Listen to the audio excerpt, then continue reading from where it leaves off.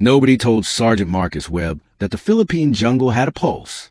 Back in Camp Pendleton, California, they trained him for firefights in open desert, house-to-house contact in tight urban alleys, and long marches across flat terrain where a radio signal could still find you. Nobody prepared him for a place that breathed, a place so thick with green that the sky disappeared 30 feet above your head, a place where the ground itself shifted, where trails existed for an hour and then swallowed themselves whole. When his 8-man Marine unit stepped off the helicopter into the Mindanao jungle on a humid Tuesday morning in 2002, Webb looked at his compass, looked at the wall of vegetation in front of him, and felt, for the first time in his 12-year military career, genuinely afraid. The mission was straightforward on paper. A small armed cell had been tracked to a remote area deep in the interior of the island. Intelligence suggested they were moving weapons and using the jungle as a corridor.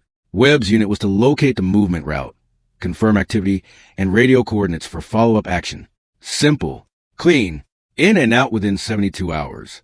What the briefing did not account for was the reality that no satellite image, no drone feed, and no topographic map had ever accurately captured what the interior of that jungle actually looked like at ground level. The trails on the map did not exist. The river crossing marked in blue was now a flooded ravine. By hour 4, the unit was already off the planned route and burning through water faster than projected. By the second day, things had gone from uncomfortable to dangerous. Private First Class Danny Reyes, the youngest man in the unit, had twisted his ankle crossing a hidden creek bed. Corporal Tomas, their designated navigator, was rotating between 2 different maps that contradicted each other on every key landmark. Webb had radioed back twice for updated guidance and received static both times. The triple canopy above them was swallowing the signal. The men were still moving, still functional, still professional. But Webb could see in their eyes the water break, that particular kind of quiet that comes over trained soldiers when training stops being enough. They were not lost in the dramatic, panic sense of the word. They were lost in the worst way, the slow, logical, undeniable way. Step by step, they had become somewhere that nobody could find them. It was Corporal Tomas who first noticed a man. He appeared at the edge of the trail without sound, without warning, the way the jungle itself seemed to produce things, one moment empty, the next moment occupied. He was Filipino, short and lean, maybe 26 years old, wearing an olive green field shirt with the sleeves rolled to the elbow. He had a machete on his left hip and a weather pack on his back. He was not alarmed by the Marines. He looked at them the way a mechanic looks at a car that is broken down on the side of the road, with calm assessment, mild sympathy, and the quiet confidence of a man who already knows what the problem is and how to fix it. His name was Aurelio Santos. He was a Scout Ranger, part of the Philippine Army's elite jungle warfare regiment, a unit that had been operating in these islands since 1950, fighting insurgencies that predated most of the Marines' parents. He had grown up in a farming village 2 provinces away. He had been running through jungles like this one since he was 9 years old, first chasing wild boar with his uncle, later as a soldier tracking armed groups through terrain that most armies considered impassable. He spoke limited English, but communicated through a combination of hand gestures, a small notebook he produced from his breast pocket, and an expression that needed no translation whatsoever. When Webb showed him a map, Aurelio studied it for 3 seconds, shook his head slowly, and pointed in a direction that was almost exactly opposite to where the unit had been heading. The man who read the earth. Webb had 2 choices. He could push on in the direction his map indicated and trust the paper over the man standing in front of him, or he could trust a soldier from a different army, a different language, and a different world, who was pointing at a piece of jungle and radiating a certainty that Webb had not felt since he landed. He thought about it for 45 seconds. Then he gestured for Aurelio to take point. The Filipino nodded once, adjusted the machete at his hip, and moved into the undergrowth without hesitation. Webb fell in behind him, and the rest of the unit fell in behind Webb. The jungle closed around them like a door shutting. What Aurelio did in the next 6 hours was difficult to explain to anyone who had not been there. He did not use a compass. He did not consult a map. He moved through the jungle the way water moves through rock, finding paths that appeared to have no logic until you were already through them and looking back. He stopped at a split in the undergrowth and crouched, pressing 2 fingers into the soft earth beside a root. He examined the indent, rubbed the displaced soil between his fingers, and stood up in a new direction. He paused at a stream crossing, and instead of stepping in, he walked 30 meters along the bank until he found a section where the moss on the submerged rocks had been disturbed within the last few hours. Somebody had crossed here recently. He pointed downstream and changed the heading. Nobody in the unit questioned him. Not once. Private Reyes, limping at the back of the column, watched Aurelio with open fascination. He had grown up in Los Angeles, third-generation Filipino-American, and had spent most of his childhood trying to fit into American culture rather than connecting with his heritage. Watching Aurelio move through that jungle, Reyes felt something complicated stirring in his chest, a pride and a recognition that he had never expected to find in the middle of a military operation. This man moved like the jungle was his house, like every tree was a familiar wall, and every trail was a hallway he had walked 1,000 times. It was not training. It was something that could not be trained. It was belonging. Reyes made a mental note to call his grandmother when he got back. She had always told him the old ways were worth knowing. He was starting to understand what she meant. Around midday on the second day, Aurelio stopped the column with a closed fist. The Marines froze instantly, hands moving to weapons, eyes scanning. Aurelio did not look at the jungle ahead. He looked up. He was reading the birds. A specific silence had settled in the canopy above them. Not the general quiet of an undisturbed forest, but a particular absence, the kind that happens when something has moved through an area and unsettled the wildlife into watchfulness. Aurelio held up 3 fingers, then pointed to the left, then held his palm flat and pushed it slowly downward. 3 people, left of the trail, moving slowly or stopped. Webb understood immediately. He split the unit without a word. 4 men left, 4 right, and they moved into a wide flanking arc with Aurelio at the center, advancing at a crouch through the undergrowth. They found the camp 16 minutes later. It was a small makeshift structure, 3 lean-to shelters built against a massive banyan tree, a fire that had been cold for less than 2 hours, supply packs stacked under a waterproof tarpaulin. The occupants had left in a hurry.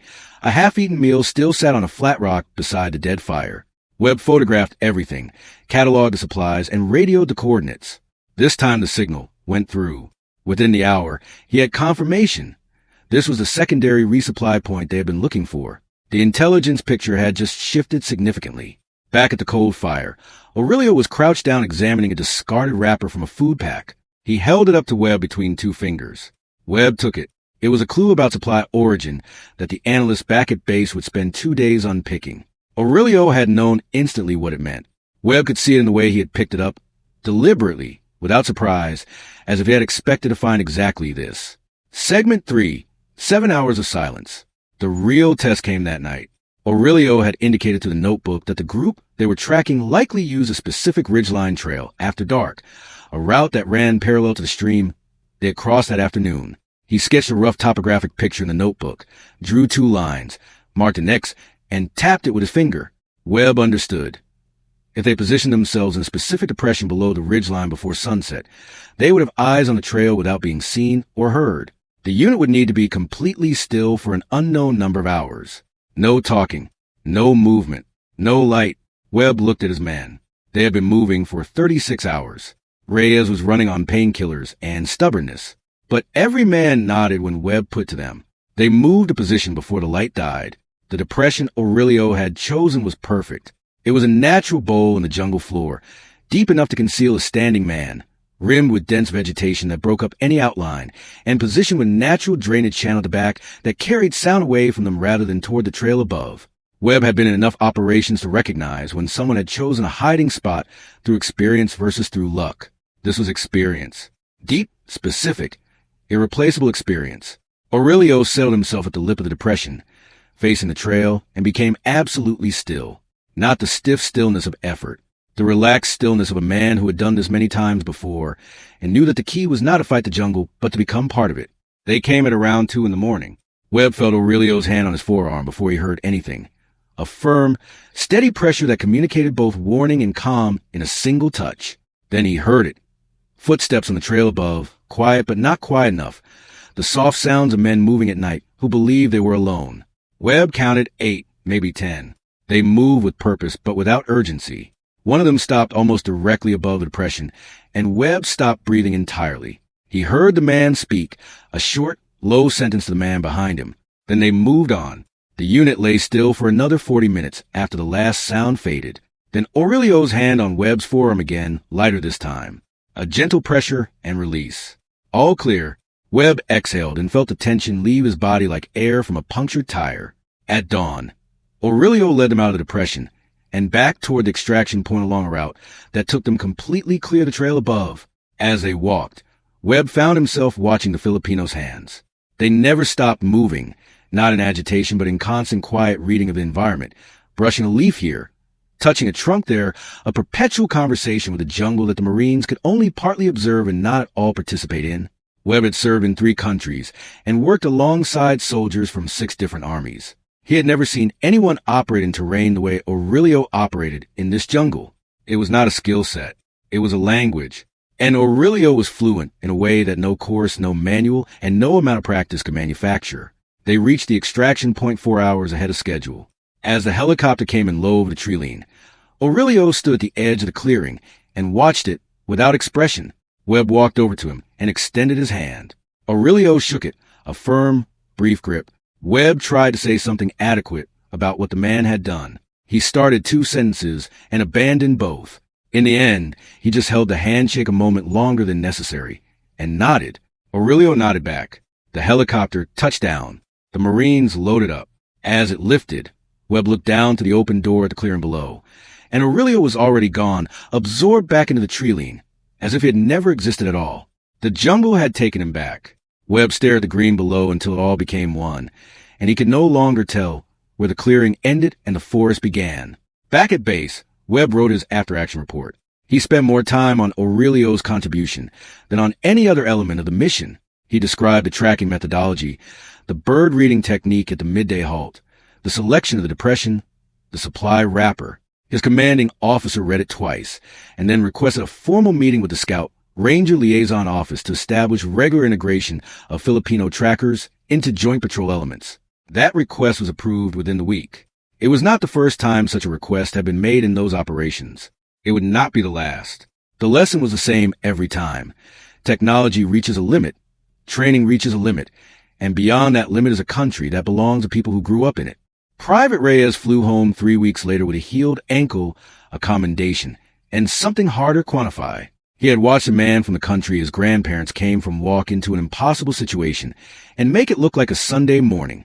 He had watched American Marines, good soldiers, trained soldiers, brave soldiers, follow a Filipino man with a machete through darkness and come out the other side alive. When he landed at LAX and his family met him at arrivals, the first thing he did was hug his grandmother for longer than usual. She asked him what had happened. He told her about Aurelio. She listened without surprise. She smiled and said in Tagalog something that his cousin translated for him.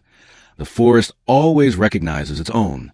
Sergeant Webb never forgot the 72 hours in that jungle. He went on to serve 2 more tours in Southeast Asia and later became an instructor at joint training program between the United States Marine Corps and the Philippine Scout Rangers, a program at which Filipino trackers taught American soldiers to read terrain the way Aurelio had read it, through the hands and the eyes and the instinct of men who had grown up close to the earth. Webb was a good student. His trainees said he had a particular habit during the field exercises. He would stop mid-trail, crouch down, and press 2 fingers into the soft earth, rubbing the soil slowly between his fingers, exactly the way a Filipino tracker had once done in a jungle 3,000 miles away. He never explained where he picked it up. He did not need to. The story of that mission was never classified. Exactly. But it was never celebrated either. No press release, no ceremony, no medal for Aurelio Santos. He went back to his unit, to the next patrol, to the next stretch of jungle that needed reading. That was the nature of the work. The most important contributions are often the ones that leave no official record. The mission succeeded. The men came home. In military terms, that is the whole story. Everything else is detail, but detail matters. Detail is where the truth lives.